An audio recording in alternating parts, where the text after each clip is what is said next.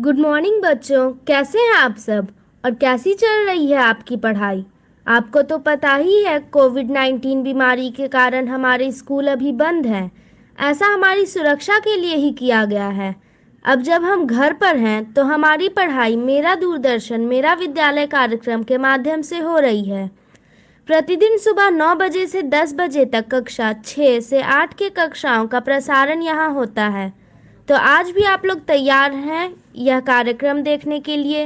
और हाँ, अपनी कॉपी और कलम लेना ना भूलें ताकि आप आवश्यक बातों और अपने सवालों को नोट कर सकें। तो तैयार हैं ना आप आज की क्लास के लिए? तो बच्चों, आज सबसे पहले हम लोग बापू की पाती से शुरुआत करेंगे, जिसमें महात्मा गांधी के जीवन प्रसंग से जुड़ी बातें सुनेंगे और अच्छी बातों को अपने जीवन में उतारने का प्रयास करेंगे। फिर हम लोग हिंदी व्याकरण की पढ़ाई करेंगे और मुहावरों के बारे में जानेंगे।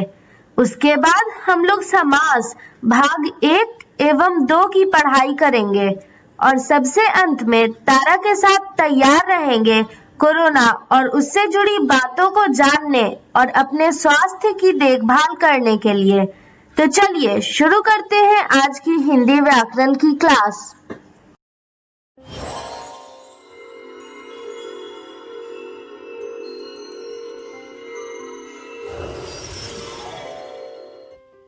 बापू की कहानी, जिसमें हम बात करेंगे महात्मा गांधी के जीवन के बारे में। तो चलो शुरू करते हैं। गुजरात राज्य का एक खुशहाल इलाका है सौराष्ट्र, जिसे काठियावाड़ भी कहते हैं। इसी में समुद्र के किनारे बसा हुआ एक पुराना शहर है पोरबंदर। आज से 150 साल पहले यह एक रियासत थी। यहाँ एक राजघराने का शासन था। यहीं पर 2 अक्टूबर 1869 को मोहनदास करमचंद गांधी का जन्म हुआ। पुतली बाई, मोहन की माँ, उन्हें प्यार से मोनिया कह के बुलाती थी। मोहन के पिता करमचंद कभा गांधी, उनके पिता की ही तरह वे भी राज रजवाड़ों में दीवान थे। दीवान यानी रियासत के प्रधानमंत्री। करमचंद जी कभी स्कूल कॉलेज नहीं गए थे, पर उनकी सूझबूझ और नेक दिली में सभी का भरोसा था। वे हमेशा शुद्ध न्याय ही करते थे। धन बटोरने का लोभ उन्होंने कभी नहीं किया। पुतली बाई थी धर्म की पक्की, लंबे और कठोर उपवास रखती, रोज प्रणामी संप्रदाय के मंदिर जाती, जहाँ वेद, पुराण और गीता के साथ ही कुरान और तरह तरह के संतों के उपदेश भी लिखे होते थे। मोहन का घर 3 मंजिल और 12 कमरे वाला, इसी में उनका जन्म हुआ। मोहन के भाई लक्ष्मीदास और करसनदास और बहन रलियात। मोहन सबसे छोटे थे। छुटपन में उनकी बहन रलियात उन्हें खूब खिलाती थी और खूब बहलाती थी। मोहन बहुत चंचल थे, जरा देर भी शांत नहीं बैठते थे। कुत्तों के कान उमेटने में उन्हें बहुत मजा आता। मोहन के घर मजेदार स्वादिष्ट खाना पकता था। वैष्णव शाकाहारी भोजन। तरकारी बनाने के लिए सब्जी अक्सर उनके पिताजी ही काटते थे। जब वो 5 साल के थे, तब उनका परिवार राजकोट चला आया और जल्दी ही उनके पिताजी वहां के दीवान बन गए। ओखा नाम का एक लड़का उनके घर पर सफाई करने आता था। मोहन उससे दोस्ती करना चाहते थे, पर उनकी माँ कहती कि ओखा अछूत है, उसे छूना नहीं चाहिए। मोहन को छुआछूत गलत लगती थी, पर माँ का कहा टालना भी गलत था। राजकोट में मोहन नियमित पाठशाला जाने लगे, पर उन्हें स्कूल अच्छा नहीं लगता था। लाज आती थी, डर लगता था कि दूसरे उन पर हंसेंगे, उनका मजाक उड़ाएंगे। वो जरूरत से ज्यादा किसी से बात नहीं करते थे, शिक्षकों से भी नहीं। घंटी बजते ही अंदर जाते और कक्षा पूरी होते हुए दौड़ के बाहर निकलते और घर चले जाते। उनकी किताबें और पाठ ही उनके दोस्त थे। मोहन एक मामूली छात्र थे, ना तो बहुत होशियार और ना ही एकदम फिसड्डी। हाँ, उन्होंने कभी शिक्षकों या सहपाठियों से झूठ नहीं बोला था, ये उनसे होता ही नहीं था। एक बार अध्यापक महोदय ने खुद उनसे नकल करने के लिए कहा, लेकिन ये बात उन्हें समझ में नहीं आई। विद्यालय के पाठ ही पूरे नहीं हो पाते थे, कुछ और पढ़ना तो दूर की बात। पर एक बार उन्होंने अपने पिता की लाई एक किताब पढ़ी। उसमें माता पिता की सेवा करने वाले श्रवण कुमार की कहानी थी, जिसे बाद में उन्होंने एक चलचित्र में भी देखा। मोहन एकदम श्रवण कुमार जैसा बनना चाहते थे। उसका असर इतना गहरा पड़ा कि मोहन ने चलचित्र का संगीत अपने बाजे पर बजाना सीख लिया। मोहन के माता पिता सत्य और धर्म को सदा ही मानते थे। उन्होंने देखा कि वे सच्चाई के लिए सब कुछ त्याग कर सकते हैं। उनके ऊपर श्रवण कुमार और राजा हरिश्चंद्र की कहानियां, सत्य की ताकत मोहन के मन में और गहरी बैठ गई थी। उस समय नौटंकी दिखाने वाले घूमते रहते थे, खेला दिखाने के लिए। एक बार राजा हरिश्चंद्र का नाटक देखने मोहन गए। हरिश्चंद्र हमेशा सच्चाई के रास्ते पर चलते थे। मोहन को नाटक इतना बढ़िया लगा कि बार बार देखने की इच्छा होती। नाटक के वाक्य वो अपने मन में दोहराते और उन्हें लग सब लोग हरिश्चंद्र की ही तरह सत्यवादी क्यों नहीं हो जाते। क्या तुमने हरिश्चंद्र और श्रवण कुमार की कहानियां सुनी हैं? अगर नहीं तो तुम्हारे आसपास जो हैं, तुम उनसे पूछना। ये कहानियां बहुत ही खास हैं। आज के लिए इतना ही।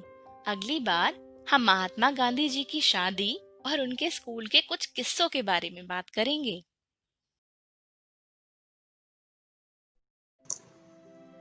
नमस्कार विद्यार्थियों, आप सभी का बहुत बहुत स्वागत है। आज हम हिंदी व्याकरण का एक बहुत ही रोचक विषय पढ़ रहे हैं, जिसका नाम है मुहावरे। इससे संबंधित हम पहले भी एक वीडियो देख चुके हैं। आइए देखते हैं कि आज की इस वीडियो में हम क्या कुछ पढ़ने वाले हैं।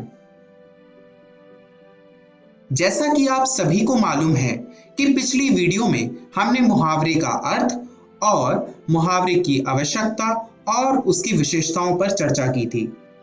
आज की इस वीडियो में हम मुहावरों का प्रयोग करते समय कौन कौन सी सावधानियां रखनी चाहिए, क्या बातें ध्यान में रखनी चाहिए, उस पर चर्चा करेंगे और साथ ही मुहावरों को अर्थ सहित समझेंगे कुछ उदाहरणों से। आइए विद्यार्थियों, शुरू करते हैं ये वीडियो। आप अपनी कॉपी और कलम लेकर तैयार हो जाइए। आइए सबसे पहले जानते हैं कि मुहावरों को कैसे प्रयोग किया जाता है।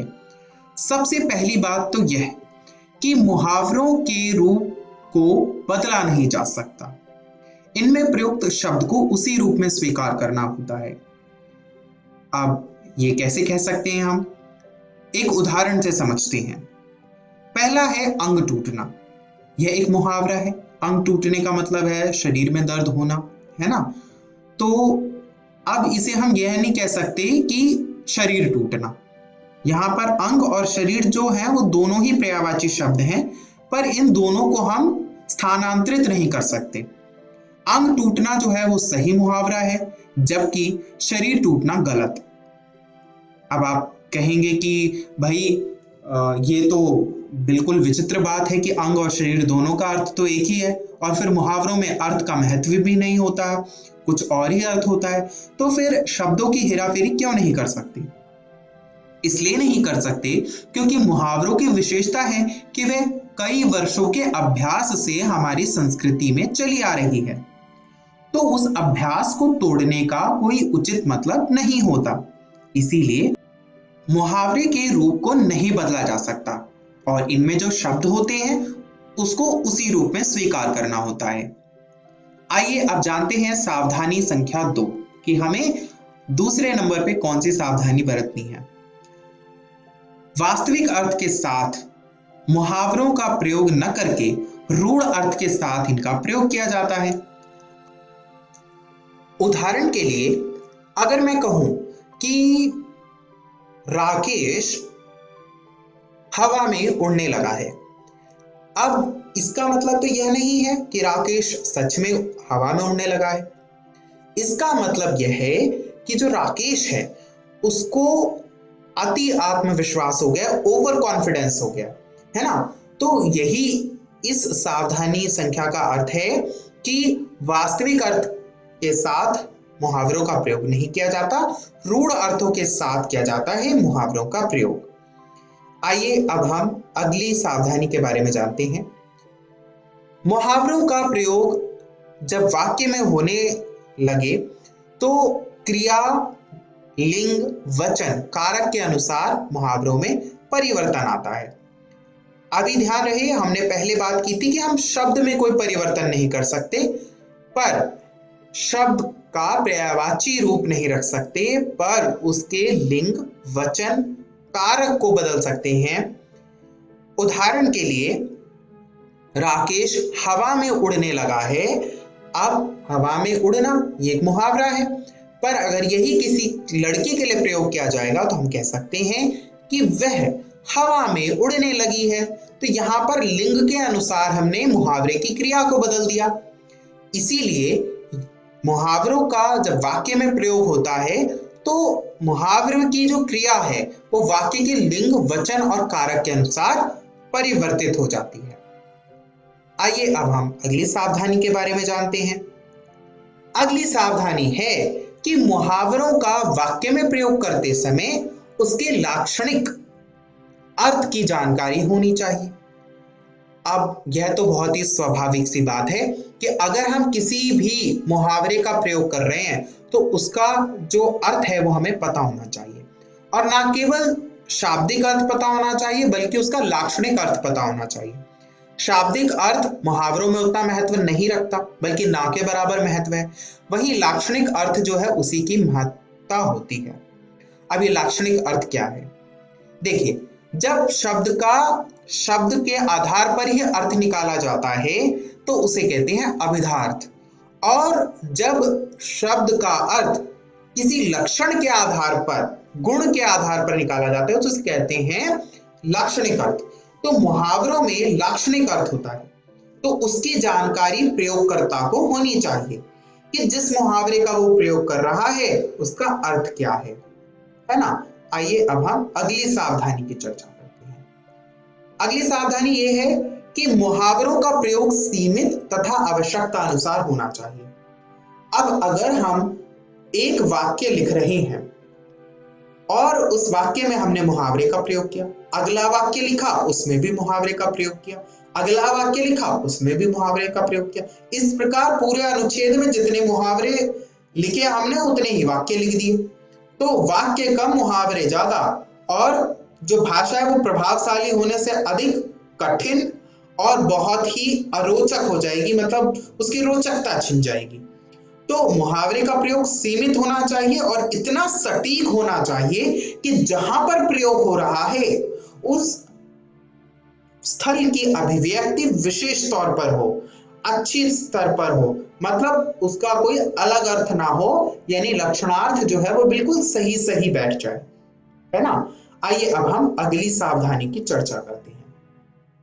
अब यह अंतिम सावधानी है जो छठे संख्या पर है ये सावधानी। आइए अब हम जानते हैं ये कौन सी सावधानी है।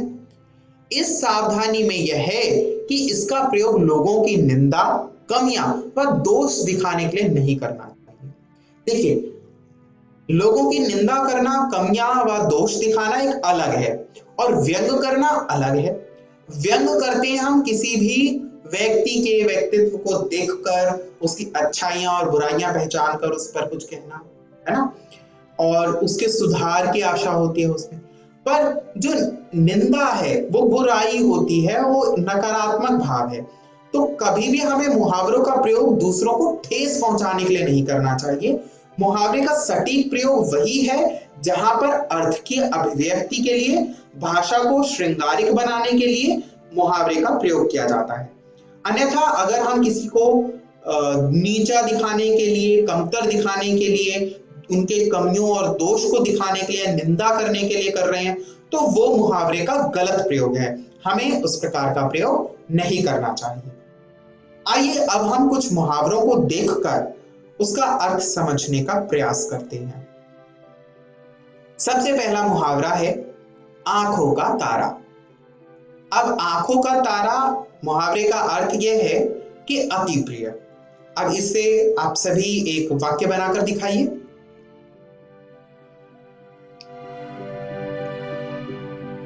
मुझे आशा है कि अब तक आपने वाक्य बना लिए होंगे। आइए स्क्रीन पर देखते हैं। मैंने भी एक वाक्य बनाया है इस मुहावरे का प्रयोग करके। वह है, आशीष अपनी माँ की आंखों का तारा है। यानी आशीष अपनी माँ को अति प्रिय है ना। आइए अब हम अगला मुहावरा देखते हैं। अगला मुहावरा है मुंह मीठा करना। अब मुंह मीठा करने का अर्थ होता है खुशी बांटना। अब चलिए मेरे साथ इस मुहावरे का प्रयोग करके एक वाक्य लिखिए।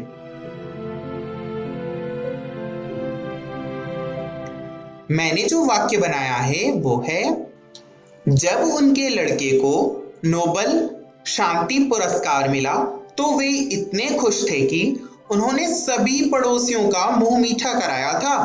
यानी सभी पड़ोसियों से खुशी बांटी थी, उन्हें मिठाई खिलाई थी, है ना। आइए अब हम अगला मुहावरा देखते हैं। अगला मुहावरा है चेहरा उतरना। इसका अर्थ होता है उदास होना। और इससे संबंधित वाक्य इस प्रकार बनेगा कि जब शाम को पता चला कि वो परीक्षा में विफल हो गया है, तब उसका चेहरा उतर गया, यानी वह उदास हो गया। आइए अब हम अगला मुहावरा देखते हैं। अगला मुहावरा है बात का धनी। बात का धनी होता है वादे का पक्का, यानी जो अपना वादा कभी ना तोड़े, अपना वचन कभी ना तोड़े। जैसे कि हमारी भारतीय परंपरा है ना, प्राण जाई पर वचन ना जाई। तो इससे संबंधित एक वाक्य बनाइए।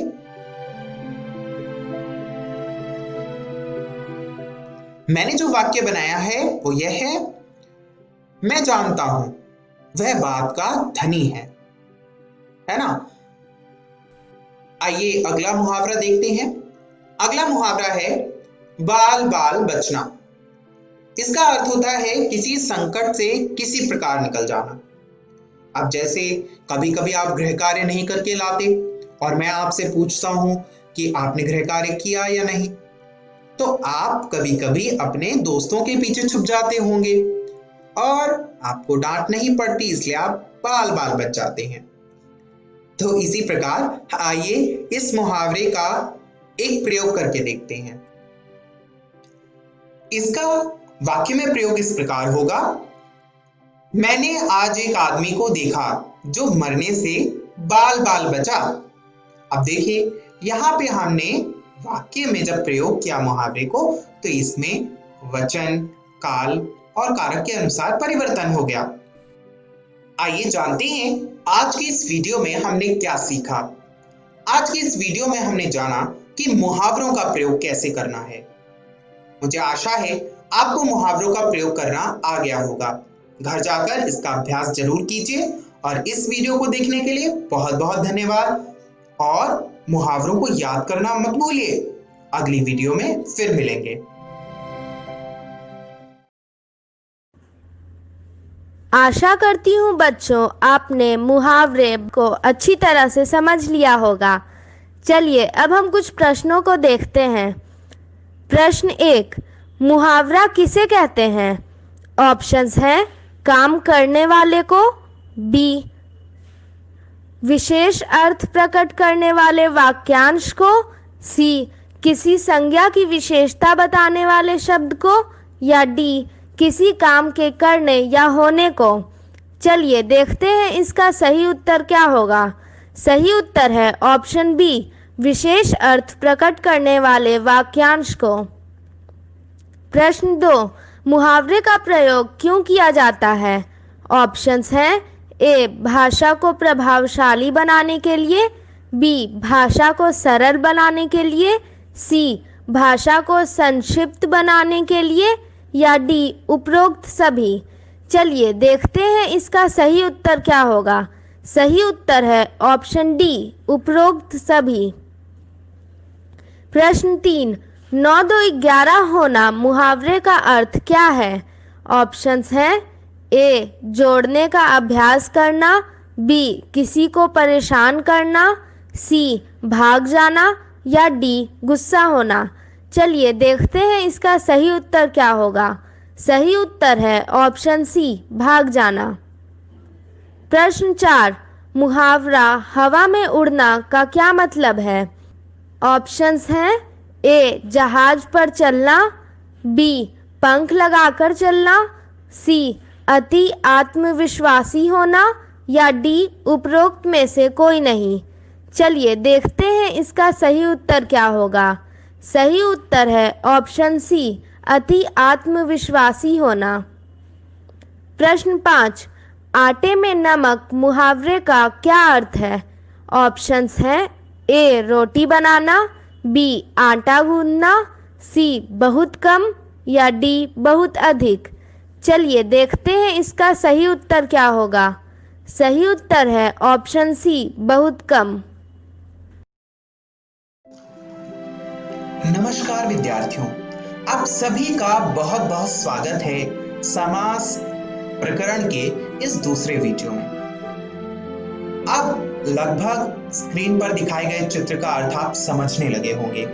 पहला बक्सा जो उल्टे हाथ की तरफ है वह बता रहा है कि वह पूर्व पद है, और जो सीधे हाथ की तरफ बक्सा है वह बता रहा है कि वह उत्तर पद है। और इन दोनों को मिला देने से जो दो बक्से एक साथ मिलकर एक बक्से के रूप में परिवर्तित हो गए हैं, दरअसल वह समस्त पद है। आपको इन पदों के नाम यानी पूर्व पद, उत्तर पद और समस्त पद वीडियो के दौरान बहुत ही काम आएंगे, आप इसे ध्यान रखिए। आइए जानते हैं कि आज की इस वीडियो में हम क्या पढ़ेंगे। आज की इस वीडियो में हम अव्ययीभाव समास के बारे में पढ़ेंगे, तत्पुरुष समास के बारे में पढ़ेंगे और जानेंगे द्विगु समास के बारे में। तो आइए शुरू करते हैं। सबसे पहले जानते हैं कि हमने पिछली वीडियो में क्या पढ़ा था। पिछली वीडियो में हमने समास का अर्थ जाना था कि परस्पर दो शब्दों के मेल को समास कहते हैं। पूर्व पद, उत्तर पद और समस्त पद आप सभी ने पढ़ा और समझा। हमने जाना कि समास के 6 भेद होते हैं: अव्ययीभाव समास, तत्पुरुष समास, द्विगु समास, द्वंद्व समास, कर्मधारय समास और बहुव्रीहि समास। आज की इस वीडियो में हम अव्ययीभाव समास, तत्पुरुष समास और द्विगु समास का अध्ययन करेंगे। तो तैयार हो जाइए अपनी कॉपी और कलम को लेकर और शुरू करते हैं इस वीडियो को। ध्यान रहे कि इस वीडियो को ध्यानपूर्वक देखना है। आइए बिना देरी के शुरू करते हैं। सबसे पहले अव्ययीभाव समास किसे कहते हैं? हमने समझा कि समास दो शब्दों के मेल को कहते हैं। इस प्रकार अव्ययीभाव समास की परिभाषा यह है कि अव्ययीभाव समास में प्रथम पद अव्यय होता है और उसका अर्थ प्रधान होता है, उसे अव्ययीभाव समास कहते हैं। इसमें अव्यय पद का प्रारूप लिंग वचन कारक में नहीं बदलता है, वह हमेशा एक जैसा रहता है। आइए अब इस परिभाषा को समझते हैं। अव्ययीभाव समास में सबसे पहला नियम यह है कि पूर्व पद अव्यय होगा तथा उसी का अर्थ प्रधान होगा। अव्यय वे शब्द होते हैं जिन पर लिंग, वचन और कारक का प्रभाव नहीं पड़ता, है ना। इसको हम आगे और अच्छे से समझेंगे। साथ ही जो समस्त पद बनता है वो अव्यय बन जाता है, यानी जो समस्त पद होगा वह भी अव्यय बन जाएगा। और अव्यय को अच्छी प्रकार इस प्रकार परिभाषित किया जा सकता है कि अव्यय में लिंग और वचन तथा कारक के अनुसार परिवर्तन नहीं होता, जैसा कि अभी हमने चर्चा की। इस प्रकार अव्ययीभाव समास में अव्यय की प्रधानता होती है। आइए अब हम कुछ उदाहरणों से इसको समझने का प्रयास करते हैं। उदाहरण है यथाशक्ति। अब यहाँ पर देखिए, यथा जो शब्द है उसका अर्थ आ रहा है यथा यानी अनुसार, है ना। और ये जो यथा यानी पूर्व जो पद है वो एक अव्यय है, और जो शक्ति है उत्तर पद, इसकी प्रधानता नहीं है, प्रधानता है यथा की। इस प्रकार यथा शक्ति का अर्थ होगा शक्ति के अनुसार। वही दूसरा जो उदाहरण है वो है भरपेट। अब भरपेट जो भर शब्द है वो अव्यय है और इसी का प्रधान अर्थ आ रहा है, यानी पेट भरकर। और ये जो शब्द बना है भरपेट, यह भी एक अव्यय है, यानी इस पर भी लिंग, वचन और कारक का कोई प्रभाव नहीं पड़ेगा। तो यानी हम कह सकते हैं कि सबसे पहली बात कि अव्यय की प्रधानता है, अव्यय के अर्थ की प्रधानता है, और जो पूर्व पद है वो हमेशा अव्यय रहेगा। आइए अब हम देखते हैं अगला समास। अगला समास है तत्पुरुष समास। तत्पुरुष समास के लिए हमें कारक का ज्ञान होना आवश्यक है। कारक का अध्ययन हम पिछली कक्षाओं में कर चुके होंगे। आइए अब हम इसकी परिभाषा जानते हैं। तत्पुरुष समास की परिभाषा है वह समास जिसमें समस्त पद बनाते समय कारक चिन्हों का लोप हो जाता है। इस समास में उत्तर पद प्रधान होता है। अब देखिए, हमने पढ़ा था अव्ययीभाव समास में कि पूर्व पद प्रधान है, और इसमें हम पढ़ रहे हैं कि उत्तर पद प्रधान है। ये हमको ध्यान रखना है कि कौन सा पद प्रधान रहेगा, क्योंकि यह नियम है और नियम को याद करना चाहिए। तो इसमें सबसे पहला नियम यह होगा कि उत्तर पद प्रधान होगा। उत्तर पद की प्रधानता ही तत्पुरुष समास का एक विशेष गुण है। साथ ही समस्त पद बनाते समय कारक चिन्हों का लोप हो जाता है। कारक चिन्ह जैसे आपने कर्ता, कर्म, करण, ये सब कारक पढ़े होंगे ना, इनके चिन्ह होते हैं, और इनके चिन्ह जब हम समस्त पद बनाते हैं तो वो गायब हो जाते हैं, उन्हें हटाना पड़ता है। और इसी आधार पर तत्पुरुष समास के भेद भी होते हैं, यानी तत्पुरुष समास में कारक चिन्ह के आधार पर तत्पुरुष समास के और भेद निर्धारित किए जा सकते हैं, जैसे करण तत्पुरुष समास है ना। आइए कुछ उदाहरणों से इसे समझते हैं। पहला है राजमहल। राजमहल समस्त पद है और राजा का महल इसका विग्रह किया हुआ है। अब यहाँ पर देखिए, जो का है वो संबंध कारक है, तो यहाँ पर संबंध कारक का लोप हो गया। इस प्रकार इसमें संबंध तत्पुरुष समास का प्रयोग हुआ है। आइए अब हम अगला उदाहरण देखते हैं। अगला उदाहरण है राजपुत्र। अब यहाँ पर भी संबंध कारक है, राजा का पुत्र, तो का लोप हो गया, तो यहाँ पर भी संबंध तत्पुरुष कारक है। इस प्रकार कारक चिन्हों के आधार पर हम तत्पुरुष समास के अन्य भेद भी कर सकते हैं। तत्पुरुष समास में हमेशा कारक चिन्हों का लोप हो जाता है और विग्रह करते समय ये कारक चिन्ह पुनः लगाने पड़ते हैं, तभी विग्रह जो है वो उचित माना जाता है। आइए अब हम द्विगु समास का अध्ययन करते हैं। द्विगु समास किसे कहते हैं उसे जानते हैं। सबसे पहले हम द्विगु समास के शब्द का उच्चारण सीखेंगे। द्विगु, यहाँ पर द्वितीय वाला द्वि और गु यानी द्विगु समास है। इसकी परिभाषा इस प्रकार है कि द्विगु समास में पूर्व पद संख्यावाचक होता है। इस समास में प्रयुक्त संख्या किसी समूह को दर्शाती है, किसी अर्थ को नहीं। इससे समूह और समाहार का बोध होता है। आइए अब हम इसके नियमों का विश्लेषण करते हैं, यानी जो चीज हमने इसकी परिभाषा में पढ़ी उसे निकालते हैं और समझते हैं कि क्या है वे नियम। सबसे पहला कि पूर्व पद जो है वो संख्यावाचक होगा, यानी जो उल्टे हाथ की तरफ जो शब्द होगा वो पहला शब्द संख्यावाचक होगा।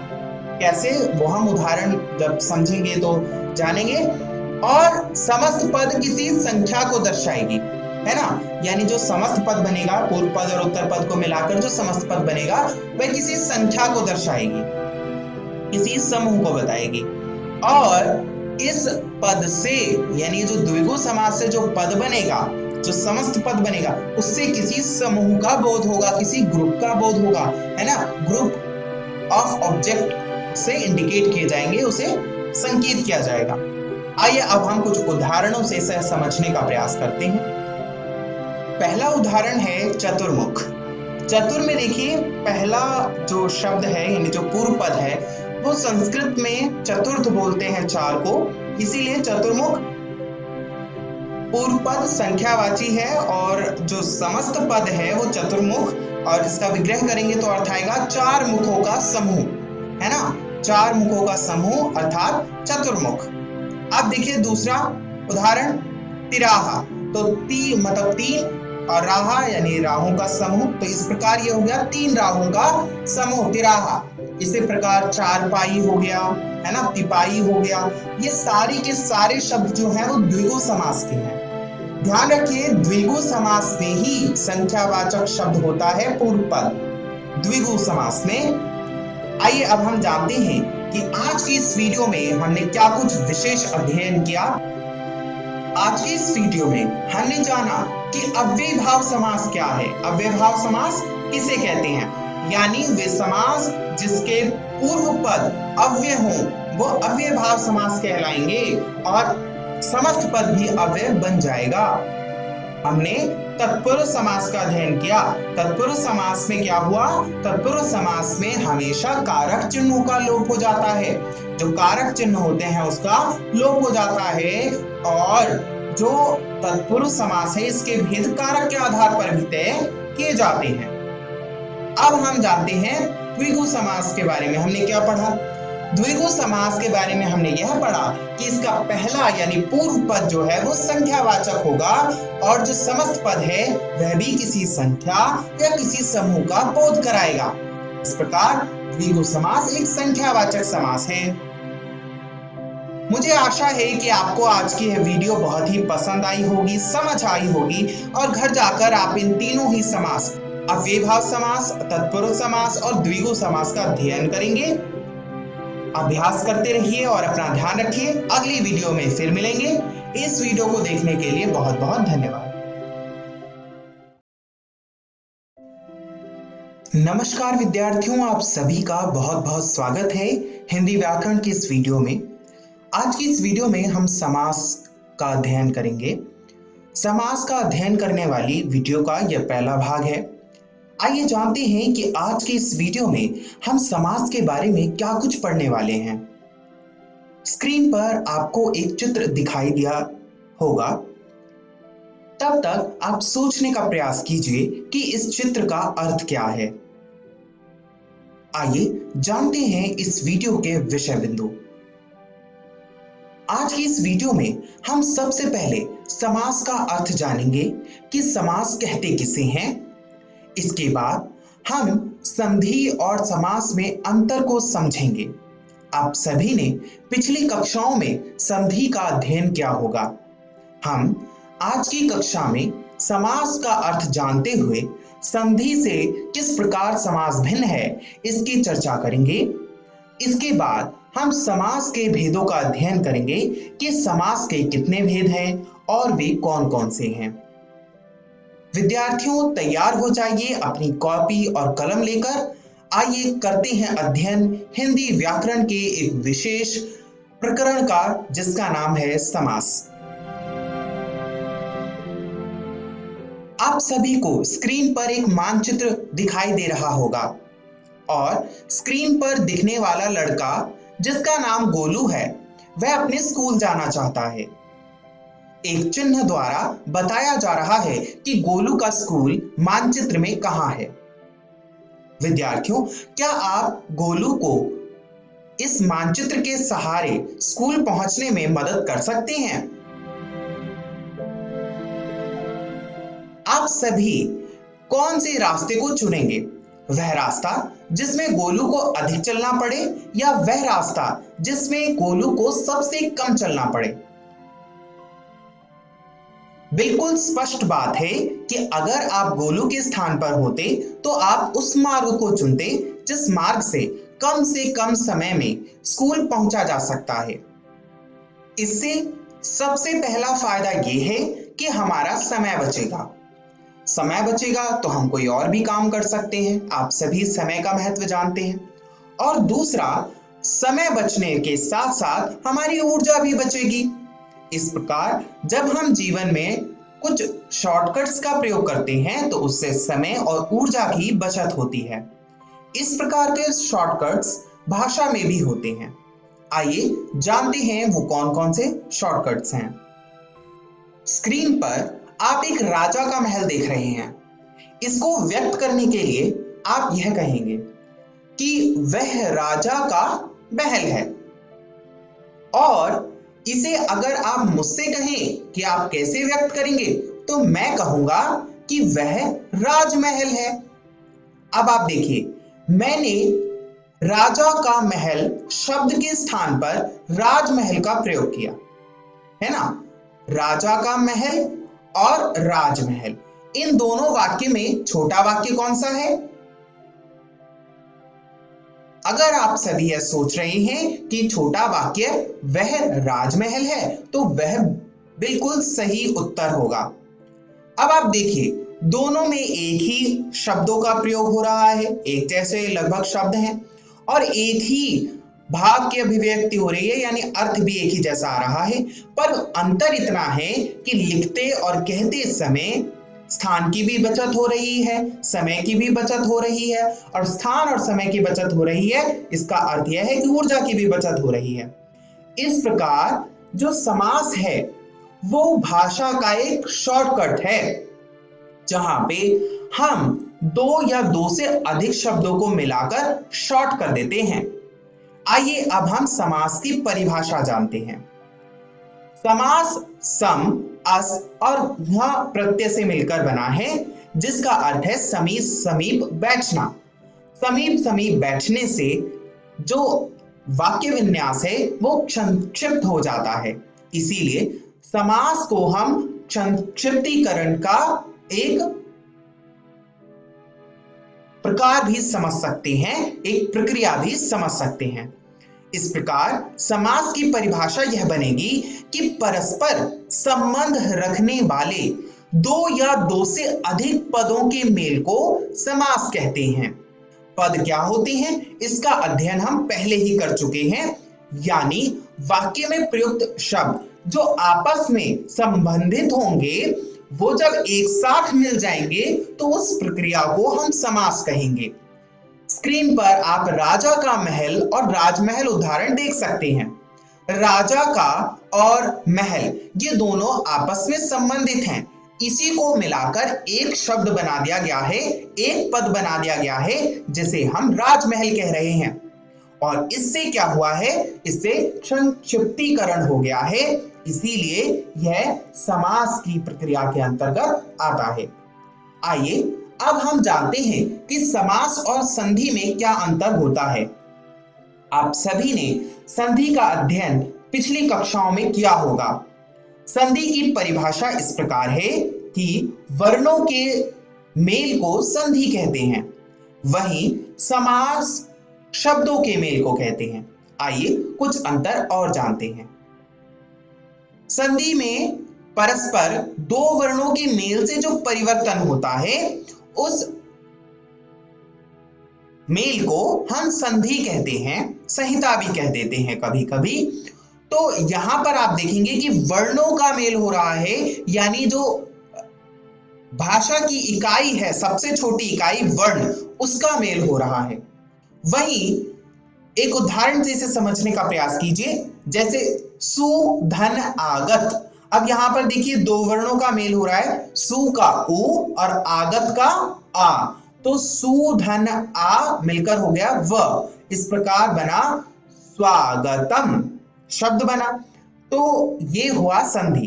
अब समास के बारे में जानते हैं। समास सम अस ध प्रत्यय से बना है ना, जिसका अर्थ होता है समीप बैठना। इसकी चर्चा हमने की।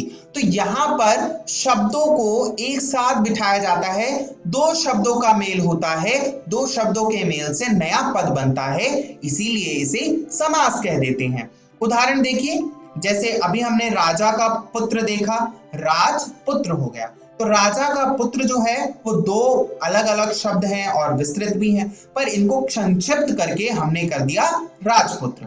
तो इस प्रकार हमने क्या कर लिया, एक शॉर्टकट प्रयोग कर लिया, और शब्दों के शॉर्टकट को हम कहेंगे समास और वर्णों के शॉर्टकट्स को हम कहेंगे संधि। यही एक जो बड़ा अंतर है वो संधि और समास में है। आइए अब हम जानते हैं समास की शब्दावली। समास को समझने के लिए उसकी कुछ शब्दावलियों को समझना बहुत ही जरूरी है।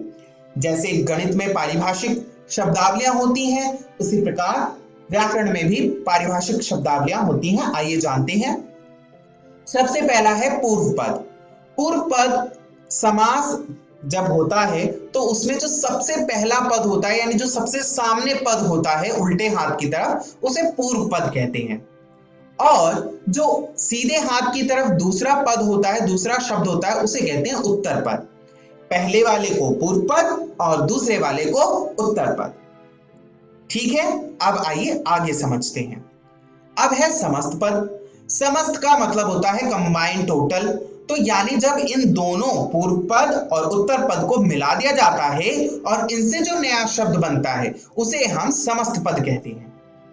अब जब मिलाया जा सकता है तो अलग भी किया जा सकता होगा, तो इस अलग करने की प्रक्रिया को विग्रह कहते हैं। यानी दो पदों को जब मिलाया तो समस्त पद बन गया, और जब उन्हीं दोनों पदों को, उन्हीं दोनों शब्दों को अलग अलग कर दिया गया तो वह विग्रह हो गया।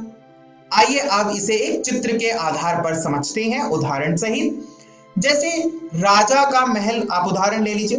राजा पूर्व पद है, महल उत्तर पद है, और राजमहल जो है वो समस्त पद है ना। राजा का महल बन गया राजमहल, और जब हम इसको अलग अलग करेंगे तो वो विग्रह कहलाएगा, है ना। आइए अब हम जानते हैं कि समास के कितने भेद होते हैं।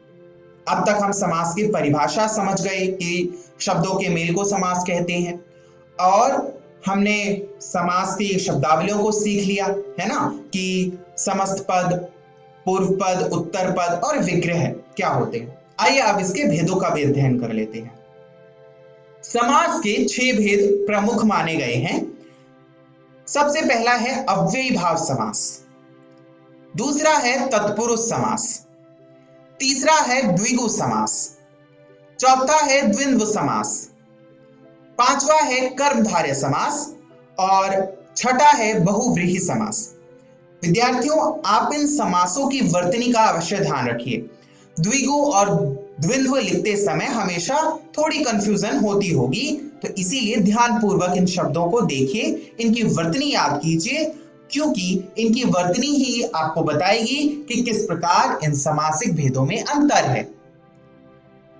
विद्यार्थियों, मुझे आशा है कि आज के जो विषय बिंदु हैं आपको वह पूरी तरह समझ आ गए होंगे।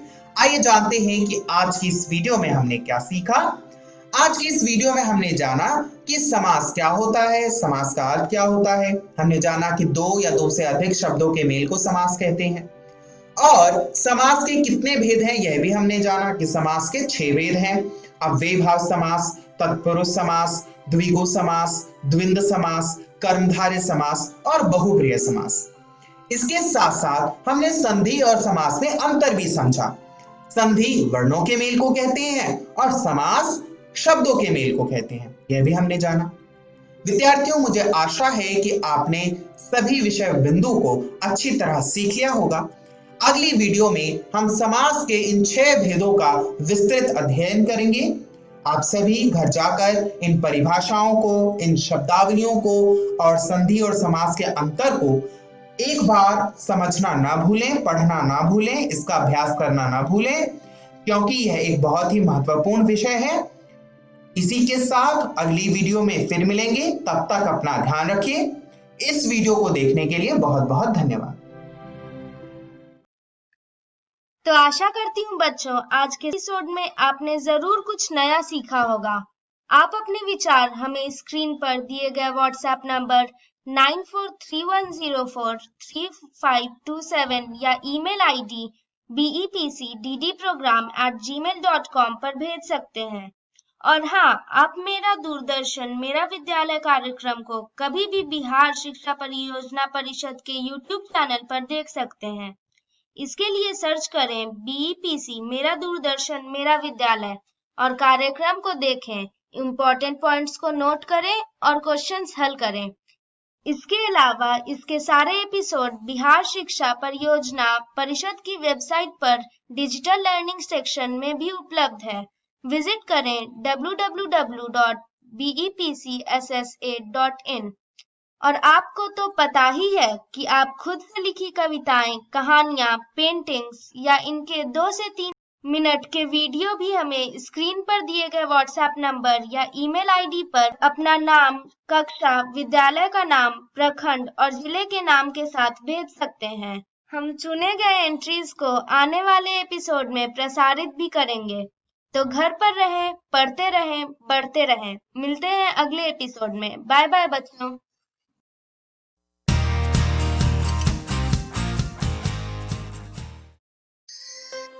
नमस्ते। कोरोना को हम मात देते, घर में हम सब खुश रहते। पूछ रहे हैं कैसे? देखिए तो ऐसे। देखो तारा, सुबह हो गई, नए दिन की शुरुआत हो गई। जल्दी सोती जल्दी उठती, कसरत करके मैं ऊर्जा पाती, टाइम से मैं खाना खाती, टाइम से पढ़ाई करती, हर दिन कुछ मजेदार करती। ड्राइंग पेंटिंग बहुत करूं, अपनी चीजों का ध्यान रखूं, अप्पा को ना परेशान करूं। थोड़ा टीवी थोड़ा गाना, डांस करके धूम मचाना, बोल होने का नहीं बहाना। कोरोना से बचकर यूं दिन गुजरे तो घर रहने से क्यों हम डरे? रूटीन में रहना बहुत जरूरी, तारा भी समझे बात ये पूरी। आज का दिन था बहुत प्याला, नींद आई अब सोए की ताला। गुड नाइट अप्पा। गुड नाइट तारा। आज अलग है हमें कुछ करना, बताओ तारा को क्या क्या है करना? आज हमें है पपेट बनाना, कागज के जहाज उड़ाना, घर के कामों में हाथ बटाऊं, फिर कहानी सुनूं और सुनाऊं। बहुत पुरानी बात है, एक राजा था। बहुत पुरानी बात है। कोरोना से बचकर जब घर में ही रहना, तो साथ में क्यों ना समय बिताना? देखो मजेदार खेल है कितने, सुबह शाम जब ना आए कोई मिलने। रोज नया मैं कुछ सीखूं, हाथों को मैं साफ रखूं, सबसे थोड़ा दूर रहूं, चेहरे को बिल्कुल न छूऊं। अप्पा ये सब मुझे सिखाते, कोरोना से बचने के उपाय बताते। अप्पा मेरी हर मुश्किल सुलझाते, अच्छे से बातें समझाते, नहीं लगाते वो डांट फटकार, मेरी गलती को देते सुधार। और अगर ना सुनूं मैं उनकी बात, तो टीवी फोन टाइम देते हैं काट। टीचर से हम बातें करते, स्कूल की पढ़ाई को भूला करते, हर दिन अप्पा मुझसे पूछकर पढ़ने का समय रोज तय करते। सुबह 1 घंटा, शाम 2 घंटे, सवालों का बक्सा रोज हम भरते। छोटी छोटी कहानी तुम लिखना, स्कूल खुले तो टीचर को दिखाना, हर विषय को फिर से दोहराना, स्कूल खुलने तक भूल न जाना, मुझसे नानू से पूछ पूछ कर हर मुश्किल सवाल आसान बनाना। जब स्कूल ऑफिस बाहर न जाना, तो अनहोनी नहीं मन का घबराना, किसी बात पे आंसू जो आए, मन भारी लगे कुछ समझ ना पाए, तो दोस्तों को फोन लगाएं, थोड़ा नानू से भी बतियाएं, घर में सबसे गप लड़ाएं, पर अफवाहों को ना फैलाएं, खुल के सारी बात करें, उलझी गुत्थी को सुलझाएं। अप्पा नानू से हर जवाब मिले, वो सही बात पे मेरी तारीफ करें। कितनी भी सवालों की हो कुलबुलाहट, अप्पा को नहीं होती झुंझलाहट। थक जाऊं तो लेट में जाती, थोड़ा सा आराम में करती, मैं खुश रहने की कोशिश करती, खुद हंसती सबको भी हंसाती।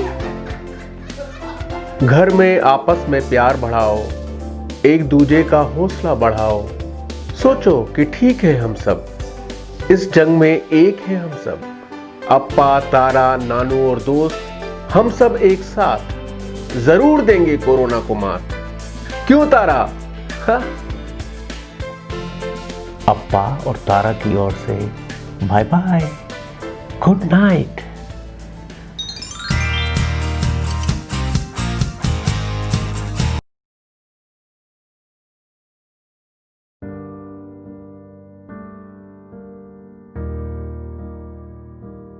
राजू जरा इधर आना। चाचा प्रणाम। प्रणाम। ये बताओ कि स्कूल से ड्रेस का पैसा मिला कि नहीं? मिल गया, पिछले हफ्ता मिल गया। और छात्रवृत्ति? चाचा वो तो अब खाता में ही चला आता है। अरे वाह, ये सब तो इसको खूब पता है। पर ये पता है तुम्हारा लड़का स्कूल में काका सीखता है? ये हंसने का नहीं, सोचने का वक्त है। सिर्फ बैट हाथ में दे देने से कोई सचिन नहीं बन जाता। उसी तरह ड्रेस सिलवाकर पहनाकर स्कूल भेज देने से पिंटू होनहार नहीं बन जाएगा। अब जरूरत है कि माता पिता बच्चे स्कूल में क्या सीख रहे हैं उस पर ध्यान दें। तभी वक्त के साथ ये भी आगे बढ़ेंगे और हम भी। चाचा, हम तैयार हैं। क्या आप तैयार हैं? आइए हम मिलकर अपने बच्चों के भविष्य को एक नई उड़ान दें। आज हम पूछेंगे तो कल ये सीखेंगे।